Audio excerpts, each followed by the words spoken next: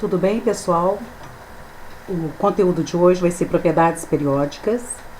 É a aula 7 da apostila de vocês, página 51.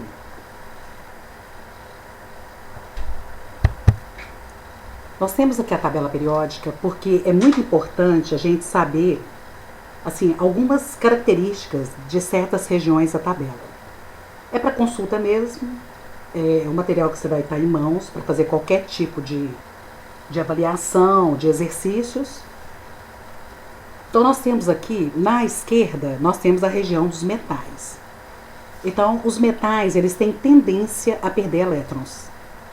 Então, essa tendência deles em perder elétrons, eles vão se transformar em cátions. Então, vamos pegar como exemplo aqui o potássio, o K aqui da coluna do grupo 1. Então, o potássio, ele tem 19 elétrons e 19 prótons. Se ele perder um elétron, ele vai se transformar numa espécie positiva. Ele vai se transformar num cátion, ele vai ficar K+. Se o cálcio ali no caso perder 2 elétrons, ele vai formar Ca2+. Então, eles têm essa tendência natural de perder elétrons, que é uma das propriedades mais importantes deles. Temos aqui à direita a família, A família 17, 16, 15. São os ametais da tabela periódica. Então, uma das propriedades mais importantes deles é que eles têm tendência a formar ânions. Então, eles vão ganhar elétrons, eles têm facilidade de ganhar elétrons. E vão pegar o cloro aqui, que é um átomo neutro, e tem 17 prótons e 17 elétrons. Mas se ele ganhar um elétron, ele vai ficar sendo o íon, ânion, cloro, quer dizer, Cl-. No caso do oxigênio, se ele ganhar 2 elétrons, porque ele tem tendência a ganhar 2 elétrons, ele vai se transformar no íon, ânio, oxigênio. Então, vamos olhar aqui a família 5A, família 6A, família 7A. Então, os elementos da coluna 5A, eles têm tendência a ganhar 8 elétrons para ficar com a estabilidade semelhante à dos gases nobres que pertencem à coluna 18 ou 0 ou coluna 8A. Então, os elementos neônio, argônio, criptônio, xenônio e radônio, eles apresentam na sua última camada, a camada mais externa deles, eles apresentam 8 elétrons. É devido a esta estrutura que eles têm, dessa distribuição, que eles apresentam essa estabilidade. O hélio pertence à camada K, que é a linha horizontal aqui, onde está localizado o hidrogênio na esquerda e o hélio aqui à direita. E o hélio estabiliza com 2 elétrons. Quando o hidrogênio faz ligações químicas também, ele vai estabilizar com 2. Ele combina para ficar estável, para formar, por exemplo, gás e hidrogênio. Então, quando a gente fala gás e hidrogênio, a gente fala H2. Gás, oxigênio, O2. Por exemplo, ozônio, O3. Quando a gente fala gás neônio, a gente fala Ne. Por exemplo, gás radônio, Rn. Gás hélio, He. Então, eles são monoatômicos. O oxigênio, O2, a substância diatômica. O ozônio é triatômico.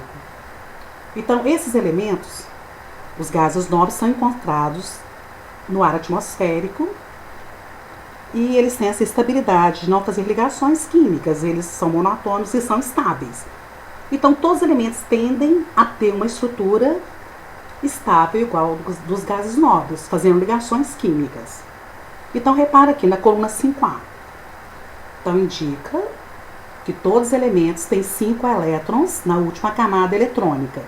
E para fazer as ligações químicas, eles vão utilizar essas camadas da eletrosfera. Então, falta 3 elétrons para esse elemento ficar com 8. Os elementos da 6A, eles têm 6 elétrons externos. Então, faltam 2 elétrons para eles estabilizarem. E os elementos da coluna 17 ou 7A, falta apenas um elétron para eles estabilizarem. Quer dizer, tem 7 elétrons externos, mais um 8. Na 6A, tem 6 elétrons externos, falta 2 para entrar 8. Então, eles têm tendência a ganhar esses elétrons que falta para inteirar o 8 elétrons na última camada deles. Então vamos lá, por isso que a coluna 8A é chamada de zero, porque eles não precisam nem de ganhar e nem de receber elétrons. Essa estabilidade desses elementos da 8A, então esses elementos, eles servem de padrão para os elementos regulares da tabela periódica, que são os elementos que estão situados nas colunas 1A, 2A, coluna 3A, 4A, 5A, 6A e 7A. Temos aqui a região central da tabela também, que é muito importante. Aqui existe uma concentração muito alta, né? Já foi colocada aqui após vários estudos dos metais. Muito deles a gente conhece, por exemplo, cobre, zinco, níquel, ferro. Nós temos ali o ósmio, platina, o cromo, manganês, ouro. Então nós temos vários metais ali que a gente conhece no nosso dia a dia. Então esses metais, eles são localizados no centro da tabela periódica. Vocês podem ver que eles são metais de transição. Eles estão ali no meio. Então as propriedades periódicas, elas dependem da posição desses elementos na tabela periódica e do número atômico desses elementos. Então, os elementos na tabela periódica, eles foram organizados em ordem crescente de número atômico. Nas camadas. Nas colunas, eles foram colocados na ordem crescente de massa e, coincidentemente, de número atômico também. Então, nós vamos estudar essas propriedades.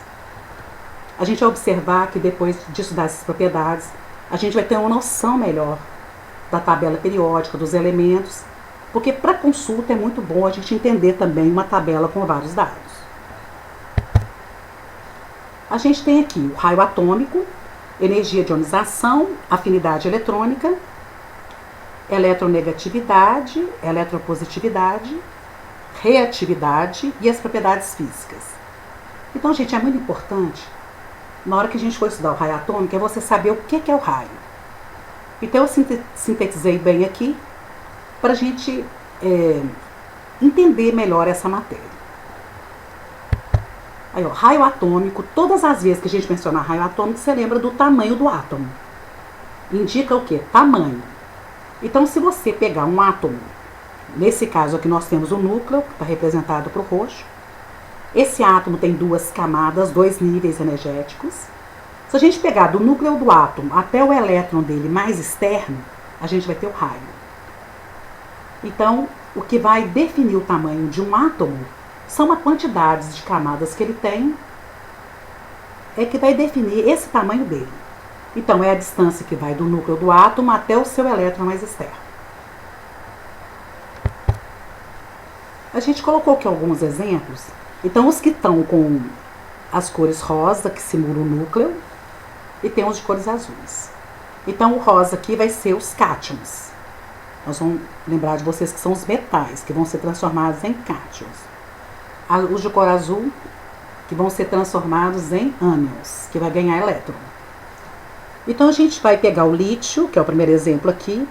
Nós vamos pegar o lítio sem sinal, é o átomo. Então, quando a gente fala átomo, ele tem, no caso aqui, 11 prótons e 11 elétrons. Então, o tamanho dele, o raio dele, é 1,34 picômetro, que é uma unidade para medir o raio de um átomo. Então, um picômetro equivale a 10 a menos 12 metros. Então, se esse lítio aqui, ele é um metal, ele tem tendência a perder um elétron. Quando ele perde um elétron, o tamanho dele vai ser, o raio dele vai ser 0,68 picômetros. Temos aqui o berilo. Então, o berilo ali, como átomo, ele tem 4 prótons e tem 4 elétrons. Então, o raio dele é 0,90 picômetros, pm. Quando ele perde 2 elétrons, o tamanho dele diminui, 0,31 pm. Temos o boro também, da coluna 3A. O boro, ele tem 5 prótons e 5 elétrons. Então, o raio dele é 0,82 pm. Quando ele perde 3 elétrons, ele diminui de tamanho. Então, vamos prestar atenção, é 0,23 pm. Então, o elemento, no estado normal, ele tem um raio. Se ele perde elétrons, ele diminui de tamanho. É uma dica. Temos aqui embaixo, à esquerda, o sódio. Ele tem 11 elétrons e tem 11 prótons. É um átomo neutro. Aliás, só de falar que ele é átomo, já é neutro. Então, o raio dele é 1,54 picômetro. A tendência dele é perder um elétron. Então, o tamanho dele passou a ser 0,97 pm. Temos o magnésio aqui, átomo. O tamanho dele, enquanto o átomo é 1,30 pm. A tendência desses elementos da coluna 2A é perder 2 elétrons. Então, quando ele perde 2 elétrons, o raio dele já passa a ser 0,66 pm. Temos o alumínio também, que é da mesma família do boro. O tamanho dele, o raio dele é 1,48 pm. Quando ele perde 3 elétrons, ele passa a ter um raio de 0,51 picômetro. Então, se eles perdem elétrons, diminui o raio deles, diminui o tamanho deles. Concluído. Temos aqui agora o oxigênio e o enxofre, eles são da mesma família. Eles são calcogênios da família 6A. Então, eles têm tendência a ganhar 2 elétrons. Então, o oxigênio, o raio dele, enquanto o átomo é 0,73 picômetro. Quando ele ganha 2 elétrons, o raio aumenta. Quer dizer, ele está normal, ganhou 2 elétrons, aumenta de tamanho. 1,40 pm. O enxofre que está embaixo dele aí, abaixo dele, quer dizer, enquanto o átomo 1,02 pm, ele ganhou 2 elétrons, o raio passou a ser 1,84 pm, aumentou de tamanho. Temos o flúor e o cloro, que é da mesma família, da coluna 7A, os halogênios.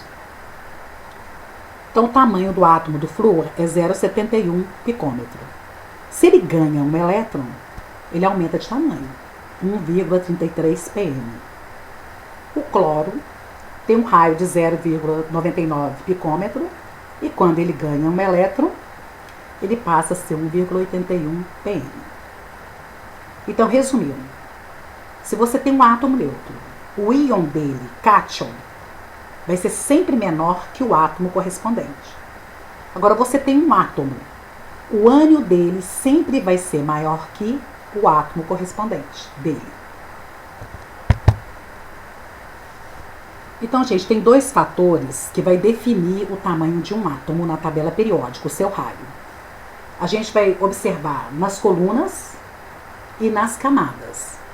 Então, olha aqui para você ver, o número de níveis, camadas, quanto maior o número de níveis ao redor, né, desse átomo, maior será o seu tamanho. Então, nós vamos pegar como exemplo, vocês estão com a tabela em mãos, nós vamos pegar os elementos da coluna 1A. Então, nós vamos pegar o hidrogênio. Então, tá lá assim, hoje li na capa, roubaram Césio e Frâncio, para a gente memorizar que eles estão situados ali. Então, o hidrogênio, se vocês perceberem, ele está no nível, na linha horizontal 1. Quer dizer, está na coluna 1A, mas a linha horizontal dele tem uma camada ao redor dele, um nível. Então, imagine esse hidrogênio como um círculo, quer dizer, um nível energético. Aí a gente vai descendo. Aí nós temos o lítio. O lítio pertence à linha horizontal 2, quer dizer, está no nível 2. Vamos imaginar 2 círculos ao redor do lítio. Quer dizer, tem 2 camadas.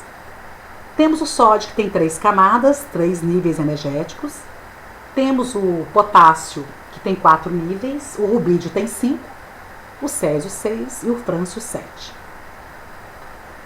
Então, se o frâncio tem 7 níveis, ele vai ser o elemento da coluna 1A de maior raio. Então, na tabela periódica, todos os elementos que estão situados na parte inferior das suas respectivas colunas, eles têm maior tamanho. Ah, mas por que eles têm tamanho? Justifica maior tamanho. Porque eles têm um número de camadas maiores do que os elementos que estão mais acima deles. Então, quanto maior o nível, os níveis de camada, à medida que você vai olhando um por um na sua coluna, a gente justifica falando que o número de camadas aí que envolve esse núcleo do átomo vai dar o tamanho dele, o raio dele.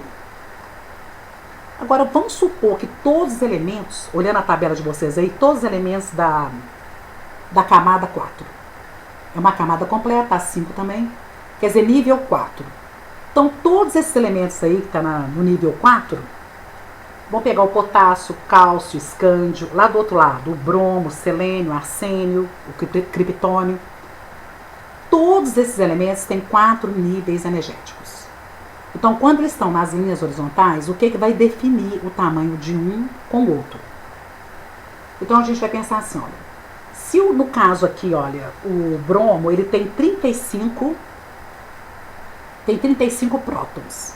O potássio tem só 19 prótons. Então, se o bromo tem 35 prótons, o que vai acontecer? Ele vai atrair, ele vai exercer uma atração muito grande com seus elétrons na eletrosfera. Então, quanto maior a quantidade de carga positiva do elemento, com mais força ele vai atrair esses elétrons que estão na sua eletrosfera. Então, em resumo, maior número atômico, maior atração por elétrons, menor tamanho. Então, faz um exemplo, vamos pegar como exemplo uma mão, na nossa mão. Fecha a mão para você ver. Quanto mais você aperta os seus dedos, menor vai ficar a sua mão. Então, assim, ó, maior número atômico, maior atração desses prótons pelos seus elétrons na eletrosfera, menor tamanho. Então, nesse caso aí, nós estamos pegando como exemplo o bromo e o potássio. O potássio vai ter um raio maior. Ele tem apenas 19 prótons, ele tem 19 elétrons. Mas ele não vai ter aquela força que o bromo tem para atrair seus elétrons, para diminuir o seu tamanho. Então, o raio, ele cresce, né, na tabela periódica dessa forma. Então, nas colunas, ele cresce para baixo. Então, vou lembrar que vai aumentando o número de camadas.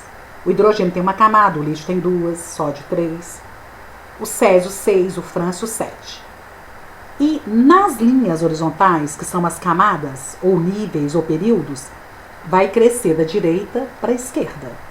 Porque na direita, os elementos têm números atômicos maiores. E esses quadradinhos também é um resumo que vai ser fornecido para vocês. Questões de vestibulares, provas. Isso é fornecido. É importante o aluno entender, né, por que cresce, o que está acontecendo. Então, nós vamos ver agora energia ou potencial de ionização. Então, vamos pegar o exemplo dessa equaçãozinha que eu dei para vocês aqui. Então, nós temos um elemento X, um elemento qualquer. O estado físico dele é gasoso. Então, ele está recebendo aqui, ó, antes da setinha no reagente, energia. Depois da setinha, vocês podem perceber que ele tem um sinal positivo, quer dizer, ele se transformou num cátion, num íon cátion. O estado físico dele é o mesmo, gasoso. Eu coloquei aqui elétron para equilibrar ali, né, a carga que havia perdido. Então, o conceito da energia de ionização, vocês vão ver que é a energia necessária para remover, para retirar, para arrancar um elétron de um átomo isolado no estado gasoso. Então, em resumo, é a energia para retirar um elétron, arrancar um elétron de um átomo. Então, ele vai estar isolado, ele vai estar no estado gasoso. Então, essa energia aqui é o EI ou o PI. Então, vocês podem observar que na tabela periódica, no lado direito da tabela periódica, nós temos aqueles elementos que têm tendência a ganhar elétrons. São a família do nitrogênio, são os calcogênios da 6A, a família do nitrogênio é a 5A, tem os calcogênios que é da 6A, tem os halogênios que é da 7A, e nós temos os gases nobres, que são estáveis. Então, para você retirar um elétron dos gases nobres, você vai ter que utilizar uma energia muito alta, porque eles não têm tendência, eles são estáveis. Para retirar também elétrons de quem quer ganhar vai ser mais difícil. Então, vocês vão perceber que nas camadas, como que cresce a energia de ionização? Vai crescer da esquerda para a direita. Justificativa, porque esses elementos são estáveis e eles também, e os da 7A, 6A, 5A, eles têm tendência a receber elétrons. Então, para retirar elétrons dele, a energia vai ter que ser muito maior do que os elementos da esquerda, que já tem tendência em perder. Eles já têm tendência a perder 1, 2, 3 elétrons. Eles são os metais. Agora, nas famílias, como que cresce a energia de ionização? Ela cresce de baixo para cima. Vocês vão imaginar o seguinte: Aqui onde está a palavra ionização aqui no texto, imagina que está um núcleo do átomo ali. Então a tabela ela é dividida em 7 níveis energéticos. Então o hélio está na camada K, enquanto o radônio está na camada Q. Então, ó, K, L, M, N, O, P, Q. Então esses níveis energéticos, quanto mais próximo do núcleo essas camadas estão, a camada, por exemplo, número 1 ou número 2 são muito próximas do núcleo, a 3 também. A camada 4 é de maior estabilidade, porque tem 3 camadas mais atrativas pelo núcleo do átomo e 3 mais distantes. Então a camada N fica no meio. Então, quanto mais próximo do núcleo, mais difícil é para retirar os elétrons também. Porque esses elétrons estão sofrendo atração pelos prótons. Então cresce para a direita e para cima. Então aqui, olha, vocês podem ver que a baixa energia de ionização aqui na esquerda é referente a esses elementos que já têm tendência a perder elétrons mesmo, os metais. 1A perde 1, 2A perde 2. Os metais de transição têm tendência a perder elétrons também. Então, o aumento da energia de ionização é nesse bloco aqui, ó, incluindo os gases nobres. Eles são os elementos que apresentam maior energia de ionização, devido à estabilidade que eles têm. E nas famílias, como eu terminei de falar, vocês vão imaginar um núcleo ali e vai crescer de baixo para cima, porque camadas mais próximas do núcleo, mais difícil de retirar esse elétron devido à atração, né? Núcleo eletrosfera. Então, se a gente perguntar para vocês aqui, ó, na coluna 2A nós temos o cálcio e temos aqui o rádio. Então, o rádio é o último elemento da coluna dos metais alcalinos. Então, quem tem mais energia de ionização ali? Vai ser o cálcio, está mais em cima. Agora, vamos pegar a família, aqui a camada 5, nível 5. Qual é o elemento que tem maior energia de ionização? No caso aqui, olha, vamos pegar a prata, aqui na coluna 1B, ou iodo? O iodo. Porque o iodo tem tendência a ganhar elétrons. E a prata é metal, tem tendência em perder. A gente vai fazer bastante exercício para treinar essas informações. Não precisa ficar memorizando, eu estou só apresentando para vocês aqui, para vocês terem uma ideia dessas propriedades na tabela periódica. Assim, peguei esse exemplo aqui do magnésio. Ele é da coluna 2A, ele é um metal alcalino terroso e ele tem tendência de perder 2 elétrons. E vocês vão ver que mesmo perdendo esses elétrons mais externos dele, que ele tem tendência em perder para fazer novas ligações químicas, vai ser fornecida uma energia para arrancar esse elétron. Ele já tem tendência, vai ser uma energia baixa. Então eu coloquei para vocês aqui, ó, magnésio no estado gasoso. A energia de ionização é eletrovolt, vai gastar 7,6 a energia que vai ser utilizada para retirar esse elétron dele, que é o elétron mais externo. Então, vamos imaginar aqui. O magnésio tem número atômico 12, então nós vamos distribuir 12 elétrons. Se a gente fizer a distribuição eletrônica, vocês vão perceber que o 12º elétron é o elétron mais externo. Então, nós vamos usar a primeira energia de ionização, que eu coloquei aqui embaixo do magnésio, para retirar o 12º elétron, é o elétron mais externo. Então, a energia utilizada foi 7,6 eV. Aí o magnésio ficou G+, Mg+, coloquei um elétron ali para equilibrar a carga. Tudo bem, então nós vamos retirar o 11º elétron dele, porque tem tendência em perder 2. Então a gente utilizou aqui uma energia de 14,9 eletronvolt. Então essa é a segunda energia de ionização que eu estou utilizando. Desculpa aí. Então o magnésio aqui ficou 2+, mais um elétron, para compensar o elétron que ele perdeu aqui. Tudo bem. Para perder o 10º elétron, ele vai gastar uma energia muito alta, porque ele não tem tendência a perder esse elétron. Se a gente, então, repara que ele perdeu aqui, ó, ele vai tirar o 10º elétron dele, 79,7 eletronvolt. Vai formar o Mg+3. Então, isso é muito forçado isso. Então, se a gente fizer a configuração eletrônica desse elemento, 1s2, 2s2, 2p6, que aí deu 10. Depois 3s2. Então, esses dois elétrons aqui, um está na primeira linha, que é o 12º, o 11º está aqui na segunda linha. E vocês podem perceber que eu falei assim, ó, um S2, só tem dois elétrons lá na camada K, que é a camada 1. 2S2, 2P6. Imagina, nós estamos na camada L, 2 e 2. Nós temos 8 elétrons aí. Na camada 3, que é a camada M, lá no subnível S tem 2 elétrons, que é o 12º e o 11º. Então, essas duas linhas aqui, quer dizer, foi a energia utilizada para retirar esses elétrons, que eles têm tendência a perder. Quando eles vão tirar o 10º elétron, eles já estão na camada 2. Então, uma camada mais interna ainda, por isso que a energia de ionização é muito alta. A afinidade eletrônica, ou eletroafinidade, vamos na equação também.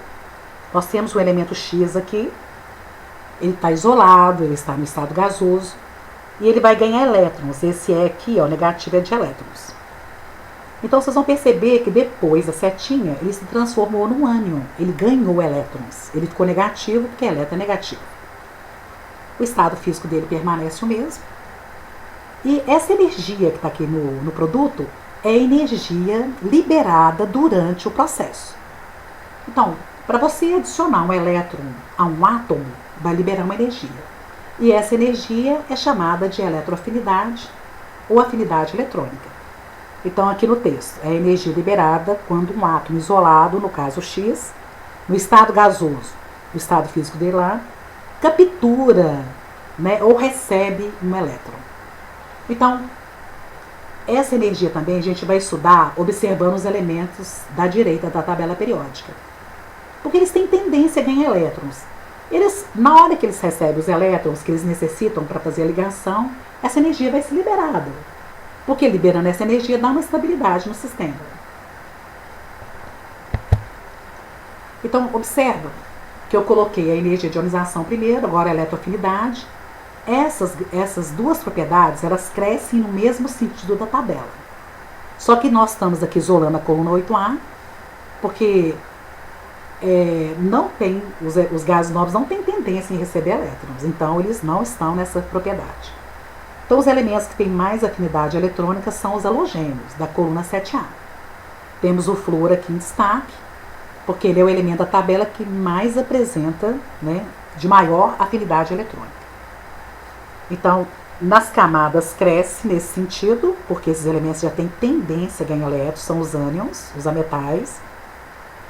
E aqui, ó, cresce no mesmo sentido também, porque nas camadas mais internas também, mais próximas do núcleo, tanto para você retirar um elétron e adicionar um elétron, vai ser mais difícil quanto mais perto do núcleo tiver.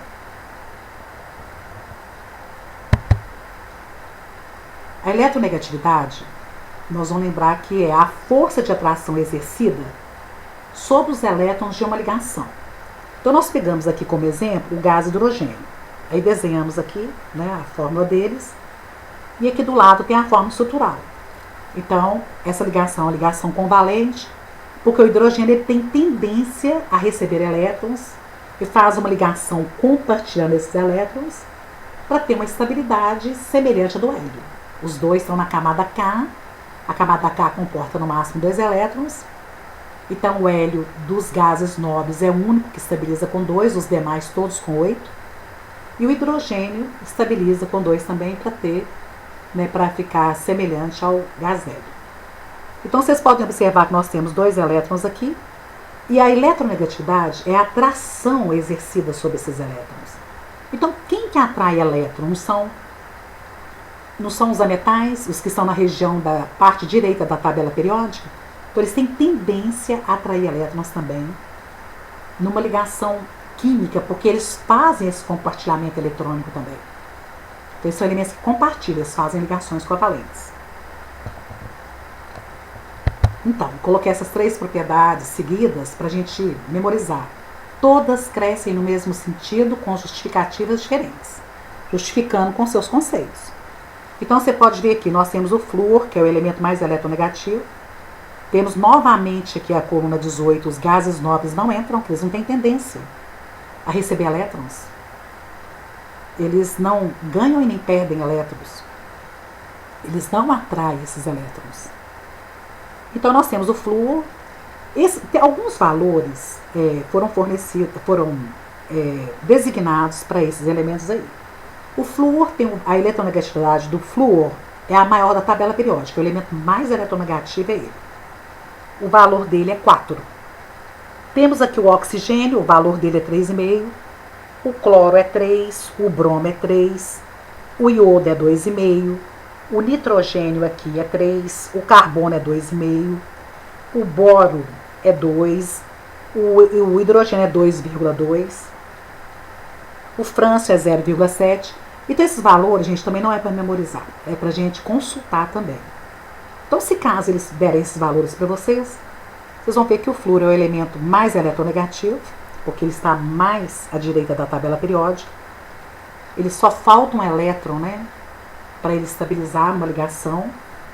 E a atração por elétrons, né, aqui também é a mesma justificativa, porque de baixo para cima está mais próximo do núcleo, essas camadas. Então, os elétrons serão atraídos com mais intensidade. Então, nós demos para vocês a eletronegatividade, a eletropositividade é o contrário. Então, essa propriedade é chamada também, né, por vários autores, de caráter metálico. Então, o caráter metálico é a tendência do elemento a perder elétrons. Então, essa tendência de perder e ganhar dá essa reatividade nesses elementos, eles são altamente reativos. Uns precisam ganhar para estabilizar e outros precisam perder para estabilizar. A gente tem aqui, né, na figura aqui na imagem, a gente tem um átomo, aí na camada K, que é o primeiro círculo aqui, o primeiro nível, a gente tem dois elétrons. No nível 2 aqui a gente tem um elétron. Então, se esse elemento tem 3 elétrons, ele tem 3 prótons, ele é o lítio da tabela periódica. Essa segunda estrutura aqui atômica, então nós temos aqui, olha, na camada K nós temos 2 elétrons. Na camada L, que é a 2, nós temos 7 elétrons. Então, 7 com 2, 9. Esse elemento é o flúor, é o elemento F, né? Então, o que está ocorrendo aqui? O lítio está perdendo um elétron, ele tem tendência a perder um, e o flúor vai ganhar um. Só que eles vão formar o quê? Um composto. Forma até um composto iônico. LiF, quer dizer, fluoreto de lítio, para ter uma estabilidade. Então, a tendência em perder elétrons é chamado de eletropositividade ou caráter metálico. Então, a eletropositividade, quer dizer, ela cresce da direita para a esquerda. O elemento mais eletropositivo aqui é o frâncio. Por quê? Então, nos níveis, nas linhas horizontais, os metais estão mais à esquerda, então vai crescer da direita para a esquerda. Nas colunas, que são as linhas verticais, você pode ver que as camadas mais externas, né, a 7ª camada, está aqui na parte inferior da tabela periódica, camada 7. Então é muito mais fácil perder um elétron que está na camada 7 do que perder um elétron que está na camada 2 ou na camada 1. Então a eletropositividade é a facilidade desse elétron, né, de perder esse elétron para fazer as suas devidas ligações. Temos aqui as propriedades, nós vamos falar para vocês de 3 propriedades físicas dos elementos da tabela periódica, né, que é a densidade, ponto de fusão, ponto de ebulição e o volume dos elementos também. Então, a densidade é simbolizada aqui na fórmula por D, a massa em gramas de uma substância, e é a relação da massa de uma substância em grama sobre o volume dessa mesma substância em centímetro cúbico, a unidade ou mililitro. Então, vocês podem observar aqui na fórmula que se a massa é alta, implica numa densidade alta, porque densidade é igual a massa. Então, vocês podem perceber que os elementos foram agrupados na tabela periódica, nas famílias, nos grupos ou nas colunas, em ordem crescente de massa atômica. Então, enquanto o hidrogênio tem massa 1, o lítio tem massa 7, o sódio tem massa 23, o potássio massa 40, o rubídio 85, o césio 133 e o frâncio 223. Então, em todas as famílias segue essa regra. Quer dizer, ele está em ordem crescente massa atômica e, coincidentemente, em ordem crescente de número atômico.